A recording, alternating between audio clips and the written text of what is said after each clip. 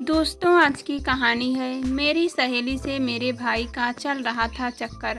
कहानी पसंद आए तो वीडियो को लाइक एवं सब्सक्राइब कीजिएगा। कॉलेज में जिन मुंहबोली बहनों की फरमाइशें रोहन पलक झपकते ही पूरी कर देता था, उसी रोहन ने अपनी पत्नी को मुंहबोले भाई के नाम पर रिश्ता खत्म तक करने की धमकी दे डाली।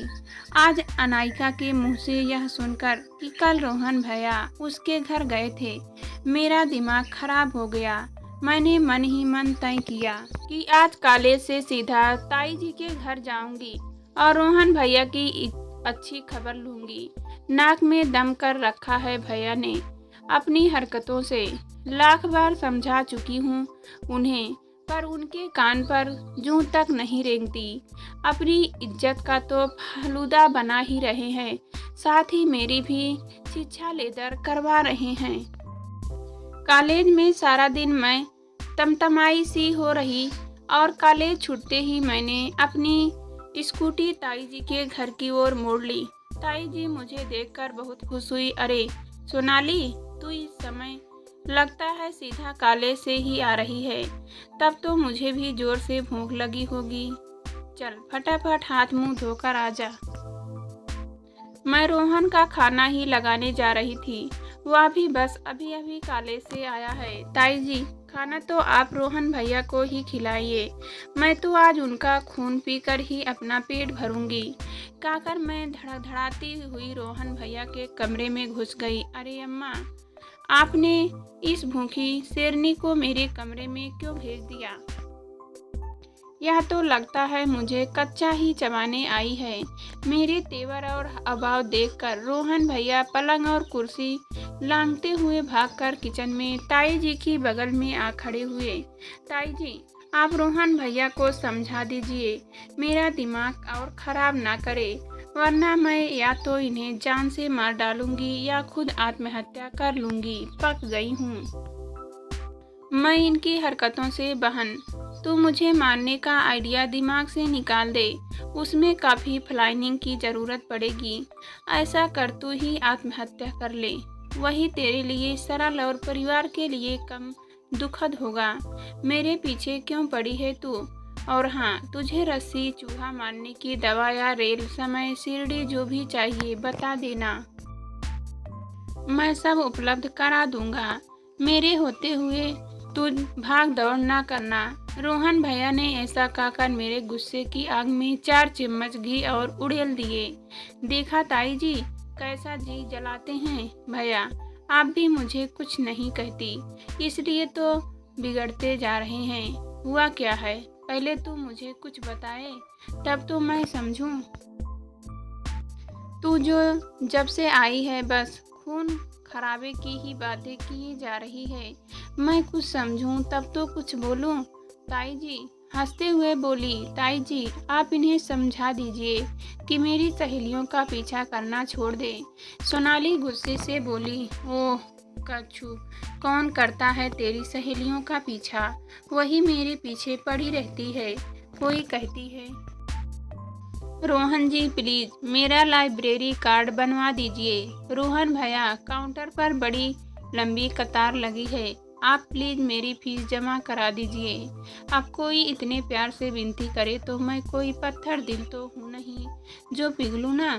छोटे मोटे काम करा देता हूँ, क्या करूँ, मेरा दिल ही कुछ ऐसा है, किसी को मना कर ही नहीं पाता हूँ। अपनी व्यवस्था बताते हुए रोहन बोला। हाँ, जैसे मुझे समझ में नहीं आता कि आप क्यों उनका काम करते हैं, उन पर अच्छा प्रभाव डालने के लिए। भला इससे अच्छा मौका और कहाँ मिलेगा आपको? अब तुम ही बताओ मम्मा। इस चूहिया की कुछ सहेलियाँ मेरे पास आकर कहती हैं, प्लीज़ रोहन भैया मेरा भला काम करवा दीजिए, तो मैं भला कैसे मना कर सकता हूँ उन्हें। जब उन्होंने मुझे भैया कह दिया तो मेरी मुँह बोली बहनें हो गई ना। और बहनों के प्रति भाई की कुछ जिम्मेदारी बनती है कि नहीं। और कुछ कहती है, रोहन जी प्लीज़ हमारा भला काम। रोहन जी प्लीज़ कहने वालों के प्रति तो मेरी जिम्मेदारी और भी बढ़ जाती है कि ना जाने भविष्य में इनसे किसके साथ मेरा रिश्ता जुड़ाए। इसलिए उनके काम तो मैं अपनी तथाकथित बहनों के काम में से ज़्यादा रुचि और मन से करता हूँ। रोहन, तू सचमुच बिगड़ रहा है।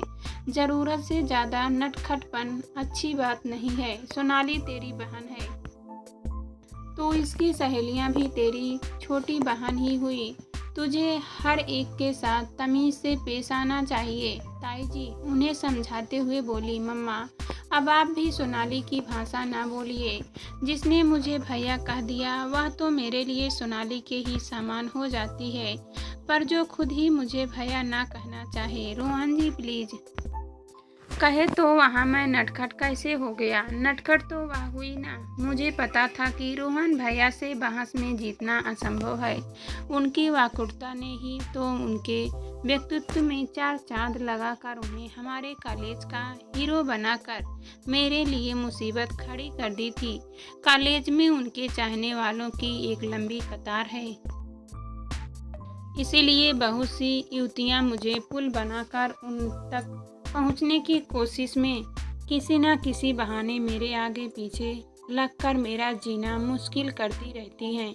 फिर जिनको रोहन भैया थोड़ा भी भाव दे देते हैं वे तो तारीफों के पुल बांध कर उन्हें आकाश पर बैठा देती, और जिन पर उनकी नज़रें इनायत नहीं होती वे उनमें 10 दोष निकाल देती हैं। मेरे लिए दोनों ही तरह की बातें सुनना बर्दाश्त के बाहर हो जाता है, और कई बार अनायास ही मैं लड़कियों से बहस कर बैठती हूँ।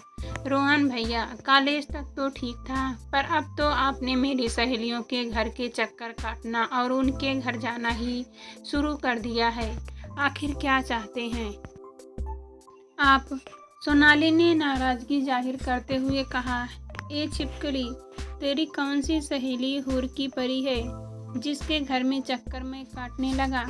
जरा मैं भी तो सुनूं। रोहन भैया अपनी एकड़ी जमाते हुए बोले, कल अनायिका के घर नहीं गए थे आप? मैंने खा जाने वाली नज़रों से उन्हें घूरा। अच्छा, जिसके घर कल मैं गया था उसका नाम अनायिका है? तब तो निश्चय ही वह हूर की परी होगी। अच्छा किया तुमने मुझे बता दिया। अब कल उसे कॉलेज में गौर से देखूंगा। कहकर रोहन भैया जोर जोर से हंसने लगे। हद हो गई रोहन भैया आपकी बेशर्मी की। मैंने भी चिढ़कर अपनी मर्यादा की सीमा लांघते हुए कहा, देख सोनाली, मैं तेरी बात को हंसकर टाल रहा हूँ तो इसका मतलब यह नहीं कि तू जो मन में आए बोलती जाए। और एक बात साफ साफ सुन ले, मैं नहीं गया था किसी अनामिका के घर का चक्कर काटने। मैं अपने दोस्त अम्बेक के घर गया था। तेरी उस हूर की परी का घर भी वहाँ था। उसने मुझे देखकर अपने घर आने को कहा तो मैं चला गया। इसमें मेरी क्या गलती है? आपकी गलती यही है कि आप उसके घर गए। उसने आपको बुलाया या आप वहाँ गए मैं नहीं जानती, पर आपका अनायिका के घर जाना ही आज कॉलेज के दिन भर चर्चा का विषय बना रहा था। सब बोल रहे थे कि अनायिका और रोहन के बीच कुछ चल रहा है। आप सोच भी नहीं सकते कि यह सब सुनकर मेरा दिमाग कितना खराब होता है। रोज किसी न किसी के साथ आपका नाम जोड़ा जाता है। मुझे लग रहा था अब आप सुधर रहे हैं कि तभी अनायिका का नाम लिस्ट में जुड़ गया। मेरे और अनायिका के बीच कुछ चल रहा है। यह बात अनायिका ने मुझे क्यों नहीं बताई? इतनी बड़ी बात मुझसे छिपा कर रखी। मुझे भी बता देती तो मैं थोड़ा अपने पर इतरा लेता। रोहन भैया ने चिंतित मुद्रा में मुंह बनाकर कहा, सोनाली, कमी मुझ में नहीं उन लड़कियों की सोच में है। किसी से दो बातें कर लो तो सीधा चक्कर चलना ही मान बैठती है। रोहन भैया मेरी किसी बात को गंभीरता से लेने को तैयार ही नहीं थे। मैं झक मार कर वहाँ से उठी गई। ठीक है रोहन भैया, आपके लिए तो हर बात बस मजाक ही होती है, पर कॉलेज में होने वाली बातों का मुझ पर असर पड़ता है। कोई मेरे भाई के बारे में अनाप शनाप कहे तो मैं बर्दाश्त नहीं कर पाती हूँ। अगले साल मैं अपना कॉलेज ही बदल लूँगी। ना आपके कॉलेज में रहूँगी, ना आपके बारे में कुछ सुनूँगी, और ना ही मेरा दिमाग खराब होगा। कहकर मैं अपना बैग उठाकर वहाँ से निकल पड़ी। ओह! मधुमक्खी कॉलेज बदलना तो अकेली ही जाना, अपनी सहेलियों को मत ले जाना, वरना मेरे कॉलेज में तो पतझड़ आ जाएगा, कहकर रोहन भैया फिर ओहो करके हंसने लगे। मुझे पता था कि रोहन भैया चिकने खड़े हैं, मेरी किसी बात का उन पर कोई असर नहीं पड़ेगा। फिर भी हर 10-15 दिन में मैं उनसे इस बात को लेकर बहस कर ही बैठती हूँ। 12वीं के बाद बीकॉम में जब मुझे दीनदयाल डिग्री कॉलेज में एडमिशन मिला था, तो मैं फूली नहीं समाई थी। नामी गिरामी कॉलेज में एडमिशन पाने की खुशी के साथ साथ एक सुकून का एहसास यह सोच सोच कर भी हो रहा था कि रोहन भैया के होते हुए मुझे किसी काम के लिए भाग दौड़ नहीं करनी पड़ेगी। मेरा सारा काम बैठे बिठाए हो जाएगा। रोहन भैया उसी कॉलेज से एमकॉम कर रहे थे और कॉलेज में उनके रोब के किस्से उनके मुंह से सालों से सुनती चली आ रही थी। कॉलेज पहुंची तो सचमुच रोहन भैया की कॉलेज में पहचान देखकर मैं दंग रह गई। छात्र संघ के सक्रिय सदस्य होने के कारण सारे प्रोफेसर और विद्यार्थी न केवल उन्हें अच्छी तरह जानते थे, बल्कि वाकुटता और आकर्षक व्यक्तित्व के कारण उन्हें पसंद भी बहुत करते थे। युवतियों के तो वे खासकर सर्वप्रिय नेता माने जाते थे।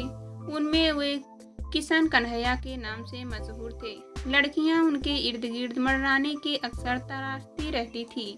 कॉलेज में उनके जलवे देखकर मैं भी अपना सिक्का जमाने के लिए सभी के सामने रोब जमाते हुए यह कहने लगी कि रोहन मेरे भैया हैं और मुझे बहुत प्यार करते हैं। लेकिन उसके बाद से ही मेरी मुसीबतों का सिलसिला शुरू हो गया।